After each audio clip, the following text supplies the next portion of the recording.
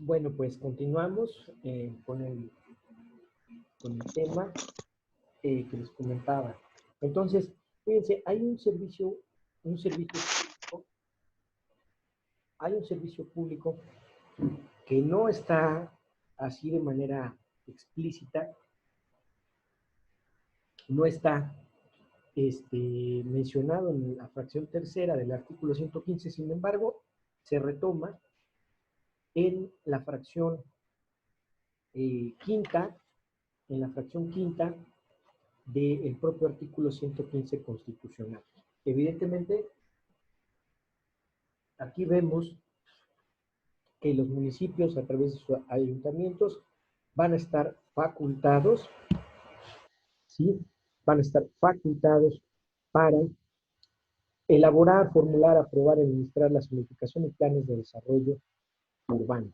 Esto se hace principalmente bajo la dirección del presidente municipal, pero recuerden que como el presidente tiene la comisión, tiene estas comisiones de seguridad pública y la comisión de gobernabilidad, también tiene la comisión de planeación. Entonces, con base en la comisión de planeación, ya tuvo que haber tenido para esos momentos de emprender una obra pública o el desarrollo urbano, ya tuvo que haber tenido la conformación de de su comisión de planeación, que está integrada por un ciudadano, dos ciudadanos, los directores designados, que en este caso sería de obra pública y de desarrollo urbano.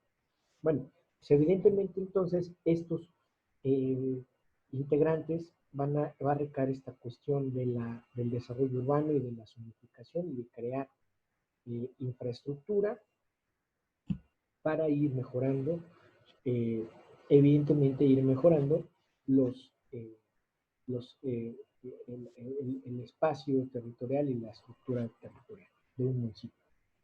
Entonces, tiene entonces estos ayuntamientos, los municipios y sus autoridades, llámese ayuntamientos, van a poder participar en la creación y administración de sus reservas territoriales, van a poder eh, participar en la formulación de planes de desarrollo regional, ¿sí? Eh, que deberán estar en concordancia con los planes generales de la materia, naturalmente, ¿sí? Tienen que autorizar, controlar y vigilar la utilización del suelo en el ámbito de sus competencias. Tienen que intervenir naturalmente en la regulación de la tenencia de la tierra urbana, tienen que otorgar las licencias y permisos para construcciones, participar en la creación y administración de zonas de reserva ecológica, como lo que va a pasar en Texcoco con esta creación de la reserva ecológica del lago de Texcoco. Bueno, ahí tendría que intervenir o estar interviniendo el presidente municipal, naturalmente la comisión, las comisiones, en este caso Dirección de Obra Pública y Dirección de Desarrollo Urbano. Y en la elaboración y aplicación de programas de ordenamiento en la materia. Intervenir en la formulación y aplicación de programas de transporte público de pasajeros con aquellos que en el ámbito territorial. Ojo, aquí es algo bien importante. Los ayuntamientos tienen que naturalmente crear, administrar espacios, ¿sí? A través de programas que atiendan la necesidad del transporte público. Si en las cabeceras municipales están la mayoría de las empresas transportistas públicas, pues evidentemente se va a congestionar, se colapsan el tránsito vehicular se va a colapsar, te vas a hacer 2 horas nada más para recorrer 3 cuadras, 4 cuadras. Entonces eso está mal. Los ayuntamientos tienen que diseñar programas para reubicar, para tener espacios lo suficientemente amplios donde no haya tanta congestión por el tema del transporte público. No todos los ayuntamientos lo hacen, hay ayuntamientos y municipios que están saturadísimos del transporte público, pero sin embargo la Constitución dice que en este caso se tiene que hacer un programa, una planeación para poder reubicar y poder establecer estos espacios destinados al transporte público de pasajeros para efecto de evitar que se afecte el territorio. ¿Sí? Celebrar convenios para la administración y custodia de las zonas federales. También lo mismo, ese caso de Texcoco. El lago de Texcoco hay partes que es zona federal, eso tiene que estar protegido tanto por el ayuntamiento de Texcoco como por el gobierno federal. En lo conducente al 27 de la Constitución, el párrafo tercero, expedir reglamentos, disposiciones administrativas que fueren necesarios. Los bienes inmuebles de la jurisdicción ubicados en los municipios estarán exclusivamente bajo la jurisdicción de los poderes federales en protección de los convenios que puedan celebrar en términos de inciso E de esta fracción. Viene la fracción sexta, cuando dos o más centros urbanos situados en territorios municipales de dos o más entidades federativas forman o tiendan a formar una continuidad demográfica, la federación, las entidades federativas de los municipios respectivos, en el ámbito de sus competencias, planearán y regularán de manera conjunta y coordinada el desarrollo de dichos centros con apego a la ley federal de la materia. Aquí hay una ley federal de desarrollo urbano, también hay una ley local y obviamente en el ámbito municipal. La policía preventiva, fracción séptima, estará al mando del presidente municipal en los términos de la Ley de Seguridad Pública del Estado correspondiente. En este caso, aquí es del Estado de México. Aquella acatará las órdenes del gobernador del Estado, le transmitirán en aquellos casos que éste juzgue como de fuerza mayor o alteración grave del orden público. O sea que la Policía Municipal Preventiva también está bajo el mando directo del gobernador, pero solamente en aquellos casos que se mencionan aquí en la Constitución, que es fuerza mayor o alteración grave del orden público. Salvo ese caso, están al mando también directo de un gobernador los policías municipales.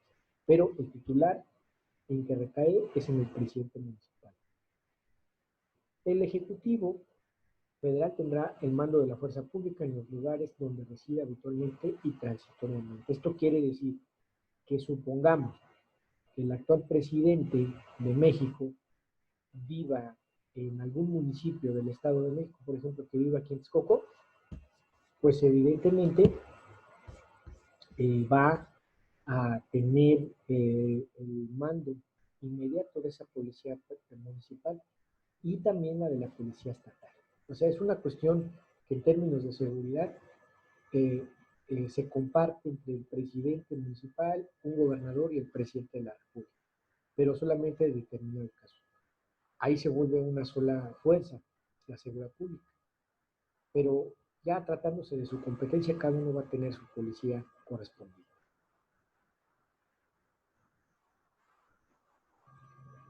¿Sí? Dice la fracción 7.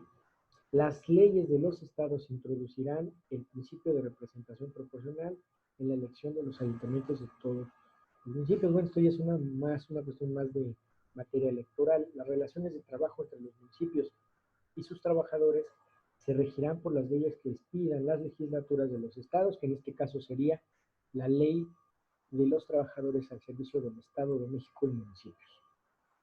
Y obviamente en lo que dice el 123, tratándose de la materia de trabajo y las disposiciones reglamentarias.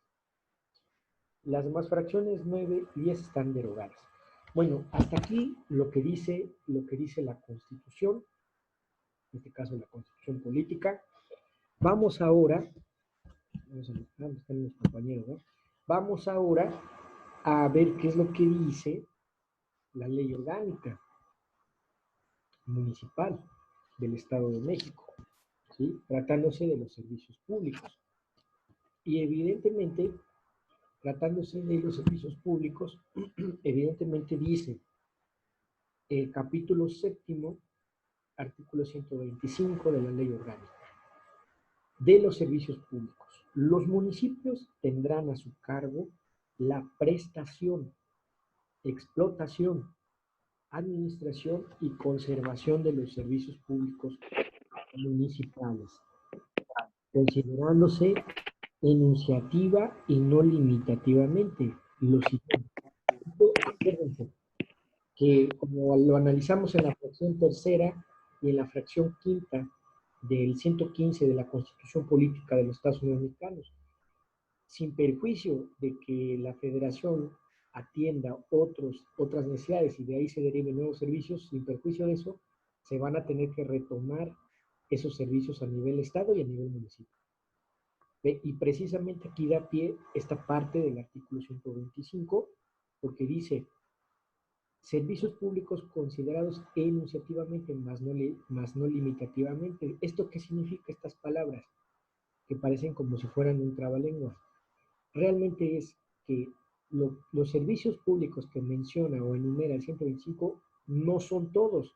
Puede haber más municipios que surjan, los servicios públicos que menciona el 125 no son todos, sino que puede haber más servicios públicos de reciente creación que sean por orden porque así lo dice una ley federal o una ley local.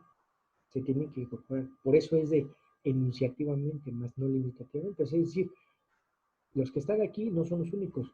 No es el límite de servicios, puede darse más.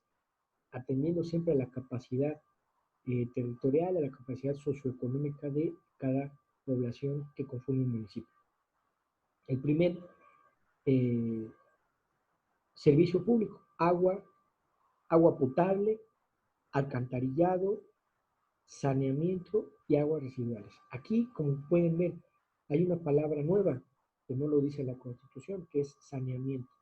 El saneamiento es todo lo relativo a la limpia, a la reutilización de las aguas residuales y de los sólidos o de los desechos residuales, para darles tratamientos secundarios, no quizá de consumo humano, ¿sí? Pero bueno, dado que siempre hay un avance en las tecnologías, puede ser que sí haya este tratamiento y se purifiquen las aguas para un reconsumo humano, ¿sí? A lo mejor no para el consumo de orgánico, sino para el baño, para bañarse, no sé, pero todo depende de la calidad de la tecnología con la que se cuenta para darle un tratamiento y una sanidad, un saneamiento importante a esos residuos.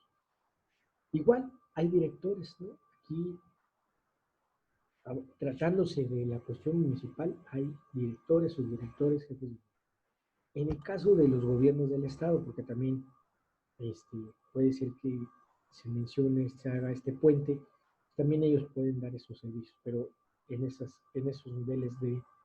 niveles estatales. Agua potable, alcantarillado, saneamiento, aguas residuales, son servicios públicos que detrás de ellos son funcionarios, ejerce función pública, servicio público.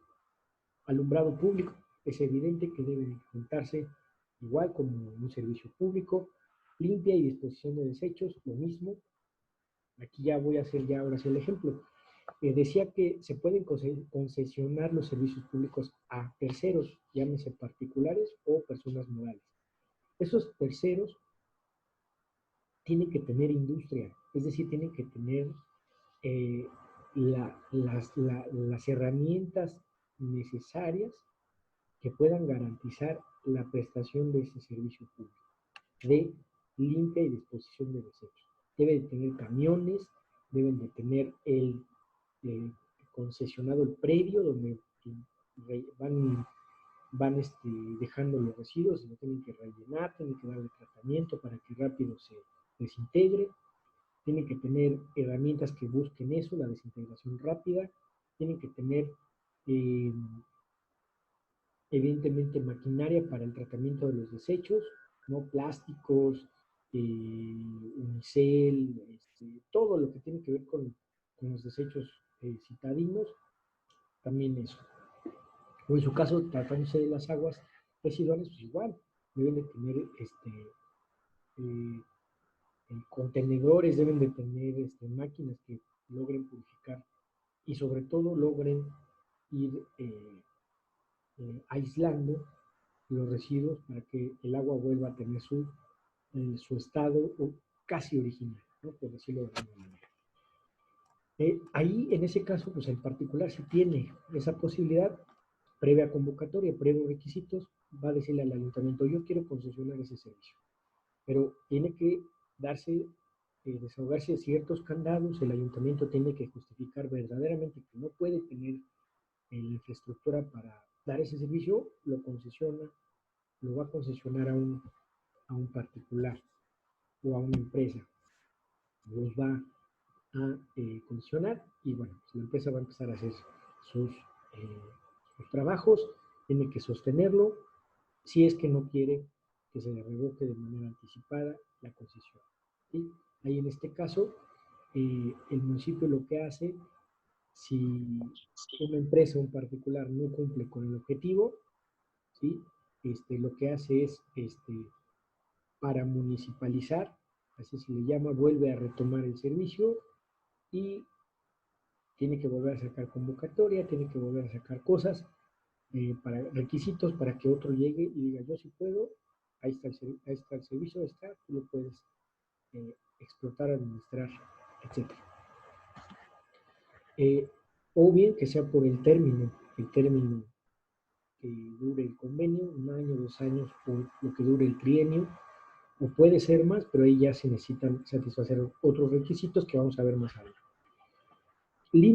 Mercados y centrales de abasto, lo mismo.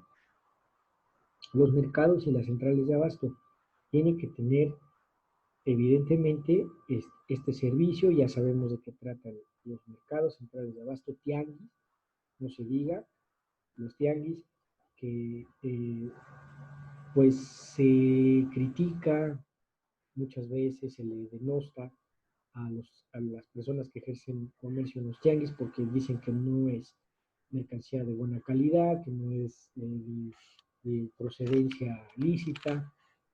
Sin embargo, el tema del tianguis, el tianguis realmente es una figura que viene desde épocas ancestrales, ¿sí? Los mexicas, los purépechas, los nahuas, los tzotziles, en fin, todas las culturas de Mesoamérica en esos tiempos antiguos, pues ejercían como principal actividad de comercio y lo hacían precisamente a través de los tianguis.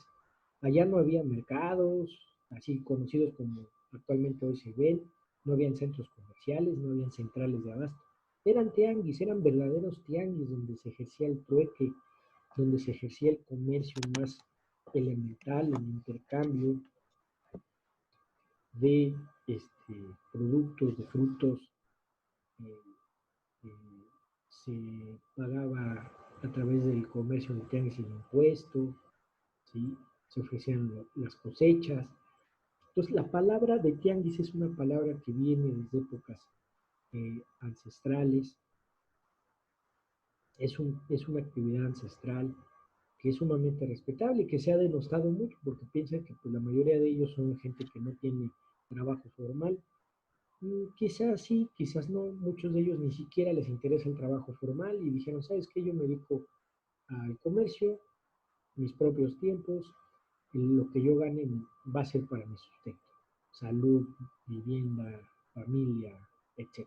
Entonces mucha gente lo hace por gusto, otros lo hacen por necesidad, pero la idea de tianguis es una idea que existe y que se practica. Y evidentemente los ayuntamientos de los municipios respectivos, en los 125 municipios del Estado de México, siempre vamos a ver los tianguis, por donde queramos ir. ¿Sí? Hay tianguistas que se dedican a sacar sus ventas entre semana o fines de semana. ¿Sí? Perfecto, de obtener su sustento con independencia de los mercados, porque ya están saturados de locatarios. Entonces, ¿dónde puede? Pues en la vía pública, pero tiene que ser con el permiso del ayuntamiento. Y obviamente también ellos pagan digamos que un derecho, por decirlo así, para que puedan sacar su venta en el día correspondiente que se les autoriza, para que se bloqueen las calles, haya seguridad pública, se confluye mucho, ¿no? Muchas veces se disfruta, ¿no? Se disfruta ir a los tianguis, la cuestión de la comida, de las legumbres, de las verduras, cosas interesantes que no se ofrecen en los centros comerciales, que no se ofrecen en las centrales de abasto, que no se ofrecen propiamente en los mercados. Tienen un corte específico. Pero es importante también el tema de los tianguis. Y hay que reconocerlo. Ellos son esa fuerza de trabajo de México que contribuye bastante también a este tema de los ingresos, ¿sí? Al sustento de familias, etcétera. Entonces no hay que verlo, a los tianguistas no hay que verlo como algo de segunda o de tercera o de cuarta o de quinta categoría, no, sino que cada mercado, cada central de abasto, cada centro comercial, cada tianguista, cada tianguis tiene sus propias características, sus propias formas de ejercer el comercio, que es respetable porque el artículo 5 de la Constitución garantiza el derecho a dedicarse a la profesión o al oficio que más le corresponda a una persona, que más le convenga a una persona. Eh, los panteones también, ya sabemos, debe de haber panteones, debe de haber rastros, calles, parques, jardines, áreas verdes y recreativas. Aquí vemos otra palabra nueva, recreativas, no solamente parques, no solamente jardines, sino no solamente áreas verdes, sino recreativas. Y esto hace referencia a los centros de deporte, ¿sí? Centros deportivos donde puedan ir las personas. Pero también centros culturales, porque ahí también se recrea la persona a través de la cultura, a través de las artes, a través de la música, de la arquitectura,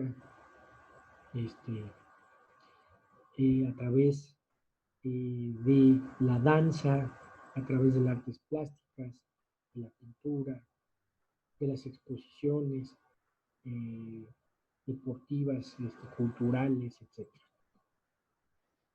La seguridad pública y tránsito, pues evidentemente también es un servicio público que está establecido aquí en nuestra ley orgánica municipal del Estado de México. Otro servicio, dice aquí, el embellecimiento y conservación de los poblados, centros urbanos y obras de interés social. Aquí, bueno, pues no es un servicio, aquí ya es algo bien interesante, ¿eh? Ya es un nuevo servicio que surgió y que se incorporó en la ley orgánica. Embellecimiento, conservación de los poblados, centros urbanos y obras de interés social. Bueno, el embellecimiento trata de que los municipios conserven su historia, conserven su cultura, conserven esa arquitectura que sirvió para construir, para levantar este, eh, las, los primeros cuadros de un municipio, de su propio palacio municipal. Si nos damos cuenta, pues dada la tradición que se fue forjando durante los años, pues es una tradición bastante novohispana, colonial, pues que evidentemente sirvió pues, como parte de esta cultura, ¿no? De este proceso de transculturización que se dio con los españoles cuando llegaron a, eh, a Tenochtitlan, y de ahí surgió todo el tema de la colonia, etcétera, la época novohispana, el barroco, ¿no? Toda la cuestión del barroco, del gótico, estos estilos arquitectónicos que se trajeron de Europa, inclusive hay estilos de Medio Oriente, ¿no? Estilos árabes, ¿sí? Esta transculturización que vivió México, lo que hoy es México, pues vemos claramente la estructura, ¿no? Las estructuras, los cascos, etcétera, ¿no? Los propios ciudadanos construyen sus propios estilos de casas, ¿no? En diferentes estilos, esta cuestión de las haciendas, pues bueno, toda esta cuestión es una parte relativa al embellecimiento, ¿no? Y sobre todo a la calificación.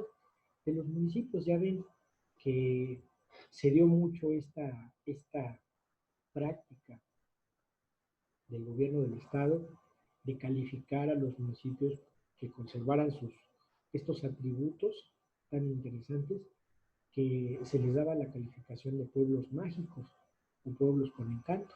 Es precisamente por el embellecimiento que tienen, ¿sí? Por la conservación de sus áreas naturales, de reserva ecológica, de reserva, sus áreas arqueológicas, eh, sus áreas arqueológicas, etcétera. Es precisamente sus centros urbanos, bueno, estas, inclusive estas prohibiciones de que los centros de cada municipio pues se les vea compartiendo otras estructuras, otros estilos que no sean los hispanos, eh, vamos, todo eso es parte del embellecimiento y de la conservación de los pueblos, ¿sí? Que sirve para sostener esta cuestión turística, ¿no? Que también sirve para eso, para esta cuestión turística, eh, para, la cuestión de residencia, etc. La fracción 10 nos dice asistencia social en el ámbito de su competencia, atención para el desarrollo integral de la familia y grupos vulnerables para lograr su incorporación y plena actividad en todos los ámbitos.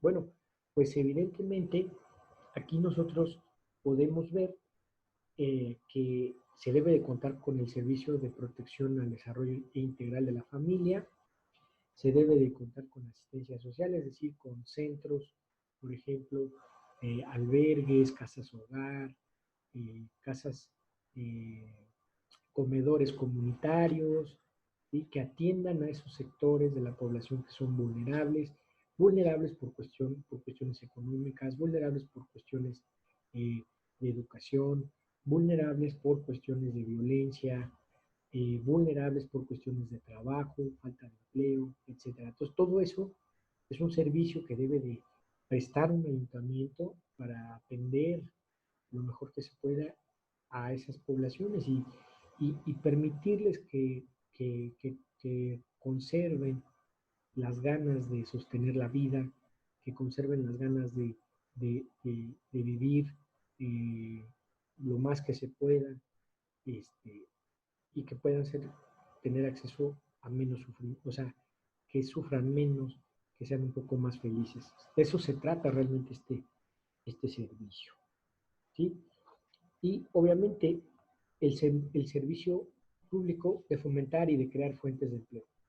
Se supone que la ley orgánica aquí lo ordena, se supone que los ayuntamientos tienen que crear estas condiciones para que los propios ciudadanos trabajen dentro del municipio o otros municipios, dados los convenios que hagan, sin la necesidad de irse diario o estar teniendo que irse diario a la Ciudad de México o a otras ciudades de gran industria como lo es Guadalajara, entre otras, entre otras ciudades.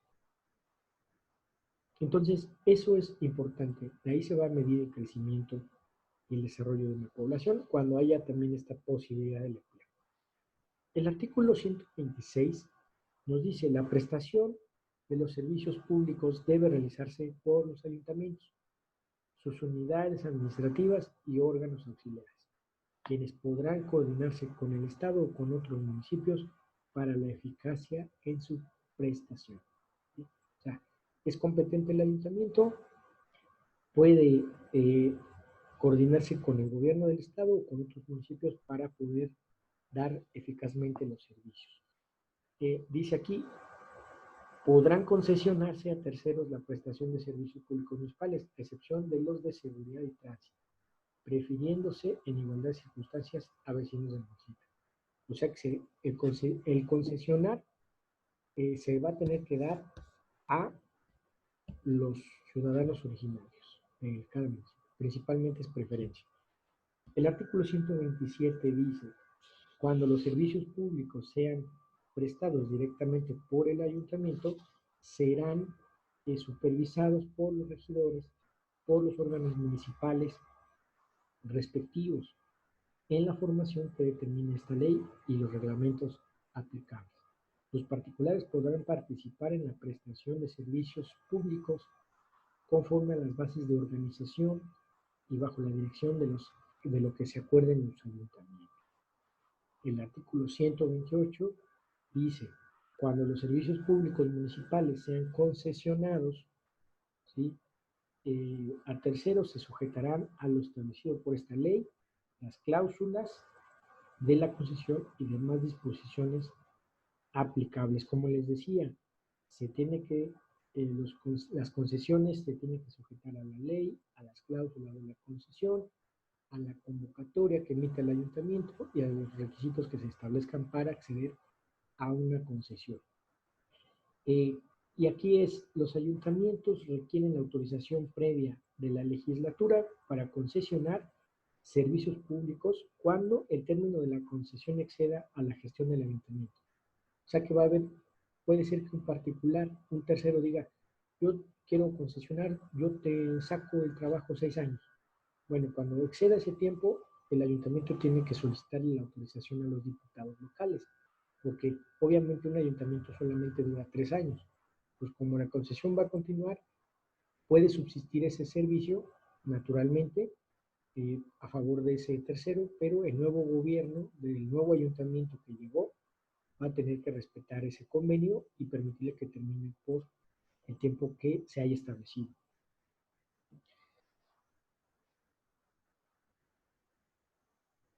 Sí, y luego dice, los saneamientos requieren de la autorización cuando el término de la concesión exceda a la gestión y con la concesión de servicios públicos se afecten bienes inmuebles municipales. ¿Sí? El 130 dice, no pueden otorgarse concesiones para la explotación de servicios públicos a miembros del ayuntamiento, es decir, no pueden tener la concesión de esos servicios los propios integrantes de un ayuntamiento, ni los servidores públicos que pertenecen al régimen municipal, ¿sí? Ni los cónyuges, ni parientes consanguíneos en línea recta sin limitación de grado, los colaterales hasta el segundo grado y los parientes por afinidad. Tampoco van a tener concesión o pedirle a su familiar presidente municipal o a su familiar regidor o síndico, dame la concesión. No, está prohibido por la ley orgánica. A empresas en las cuales sean representantes o tengan intereses comunes con las personas a que se refieren las fracciones anteriores. Es decir, si el presidente, los síndicos, regidores, o sus familiares o los integrantes del régimen administrativo, llámese directores o directores, jefes de unidad, etcétera, que tengan empresas, pues no van a poder acceder a la concesión a través de sus empresas, porque lo prohíbe el 130.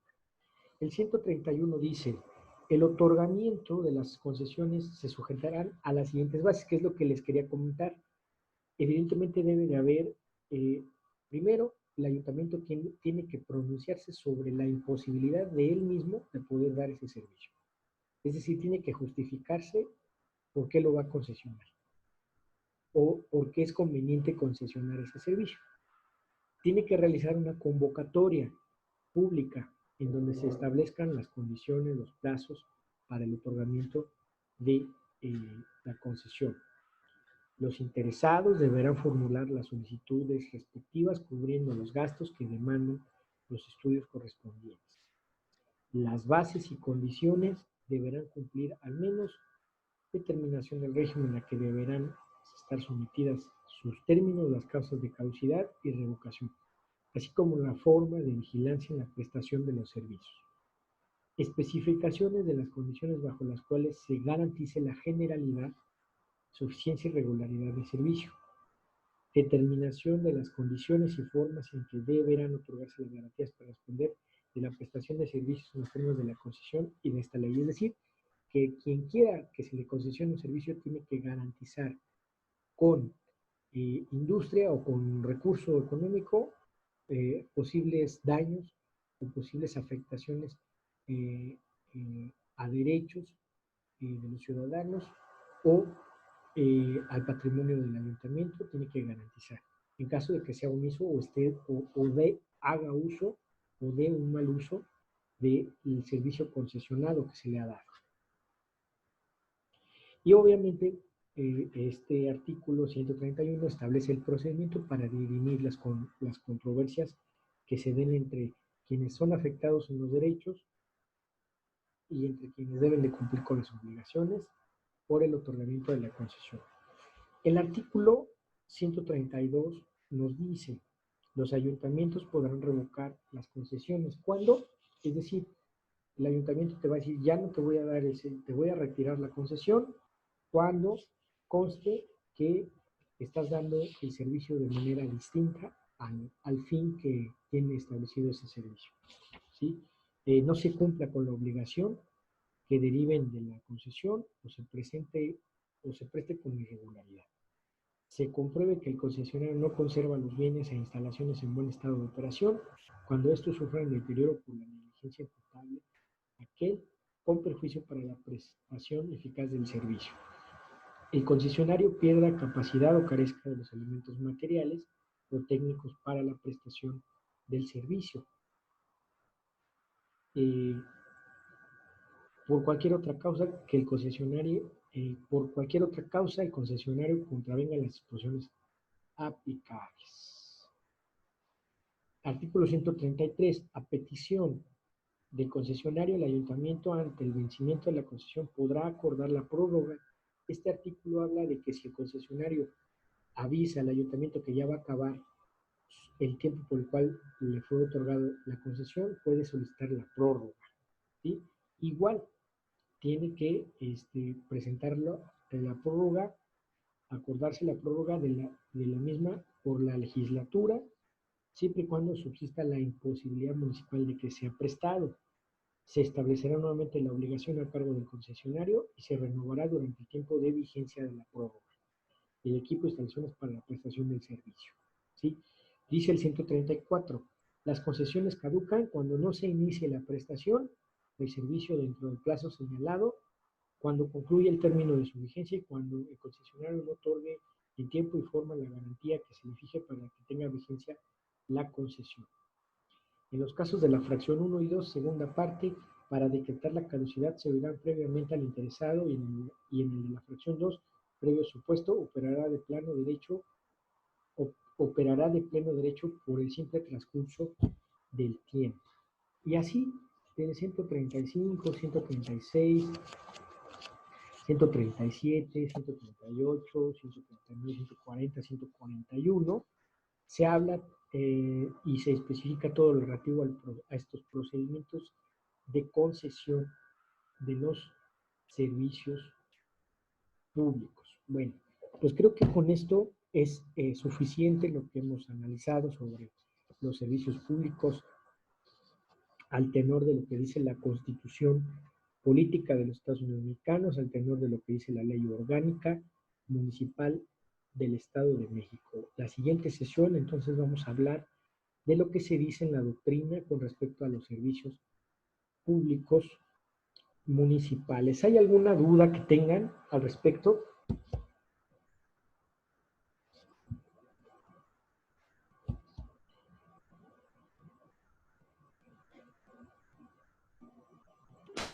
No, prof. Todos los demás, ¿dónde andan? No los escucho. No, Lick.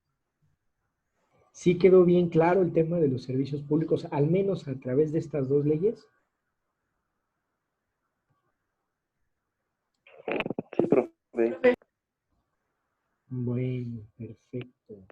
Entonces, una pregunta. Entonces, todos los servicios públicos que pueda prestar un municipio se pueden concesionar.